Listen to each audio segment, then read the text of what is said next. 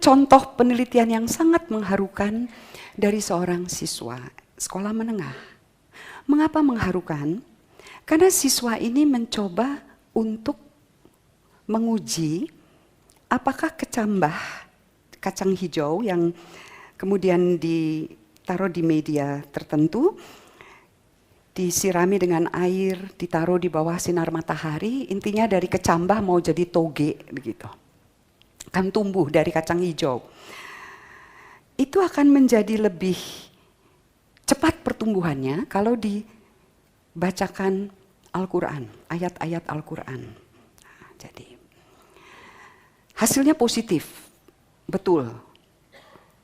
Kesimpulannya menarik, hasilnya positif, dibacakan Al-Quran, maka tumbuhnya lebih cepat. Sarannya saya bacakan, jika ingin mendapatkan pertumbuhan yang lebih baik terhadap sebuah tanaman, terutama kacang hijau, maka bacakanlah Al-Quran. Karena memang Al-Quran mampu memberikan pengaruh terhadap pertumbuhan tanaman, sama saja seperti pengaruh Al-Quran terhadap manusia. Karena memang Al-Quranlah nikmat untuk seluruh makhluk ciptaannya dan alam semesta. Jadi ada kalimat bersyarat, jika dan maka, dan ada yang menarik dari kalimat ini. Ada yang menarik adalah bahwa ada gerak dari fakta eksperimen ke upaya menjelaskan. Ini dalam sains ini mau membangun teori. Nah, dalam hal ini teorinya kembali ke pernyataan si siswa. Jadi teori menjelaskan mengapa yang tadi saya katakan. Nah, eksperimen ini mengharukan persis karena kesan kuat bahwa si siswa ini mau melakukan penelitian yang baik secara ilmiah, sekaligus mau menunjukkan yang didorong oleh motivasi yang sangat luhur, kekuatan dari kitab suci. Saya tidak memasalahkan itu dan tidak perlu dipermasalahkan, tetapi pokok yang tidak disampaikan kepada si siswa, dan ini adalah tugas seorang guru pembimbing atau dosen pembimbing, adalah bahwa kepercayaan, motivasi, betapapun luhurnya, tidak boleh masuk menjadi penjelasan. Apakah dalam dunia sains ini tidak terjadi? Oh, terjadi. Ilmu pengetahuan yang menghasilkan justifikasi terhadap rasisme. Antropologi itu banyak sekali. Motivasi rasis melahirkan suatu kesimpulan. Jadi implikasinya bisa sangat berbahaya. Pertimbangan ini tentu saja terlalu berat untuk menilai karya siswa SMA. Saya tidak bermaksud demikian, tetapi wajar kalau saya pakai untuk karya mahasiswa.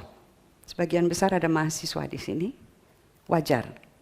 Karena mahasiswa sudah pada tingkat betul-betul mau berlatih cara berpikir yang runtun, sistematis, dan penjelasannya itu bisa dilihat hubungannya asosiatif, kausalitas, dan sebagainya.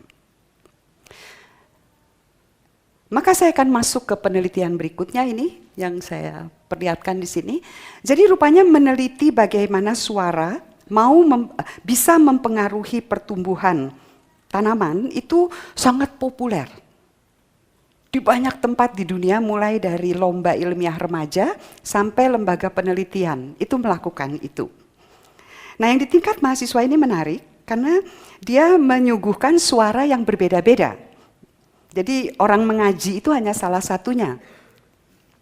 Ada musik klasik, ada musik dangdut, ada musik rock, dan ada orang mengaji. Ada 2 penelitian. Satu di Jawa Tengah, satu di Jawa Timur. Kesimpulannya positif. Bahwa kalau diperdengarkan musik pertumbuhan lebih cepat, tapi yang mana yang pertumbuhannya paling cepat adalah yang dibacakan ayat-ayat Al-Quran. Mengaji murotal Quran, dan yang satu orang mengaji yang sangat indah lantunannya itu. hasilnya positif. 3 penelitian dengan hasil positif tentu menggembirakan. Bagi sains ini pengulangan, diulang dan ternyata positif. Yang menarik dari mahasiswa ini kesimpulannya adalah bahwa frekuensi berbeda menimbulkan perubahan yang berbeda pada laju pertumbuhan tanaman. Sampai situ, oke, tidak masalah. Yang membuat saya kemudian bertanya-tanya adalah ketika dia menyimpulkan bahwa yang paling laju pertumbuhannya adalah yang dibacakan, bukan dibacakan, dilantunkan dengan indah. Ayat-ayat Al-Quran. Yang klasik tidak, yang dangdut lebih rendah lagi, yang rock itu hampir tidak ada pertumbuhan. Ini data, jadi kita tidak bisa bantah, ini data.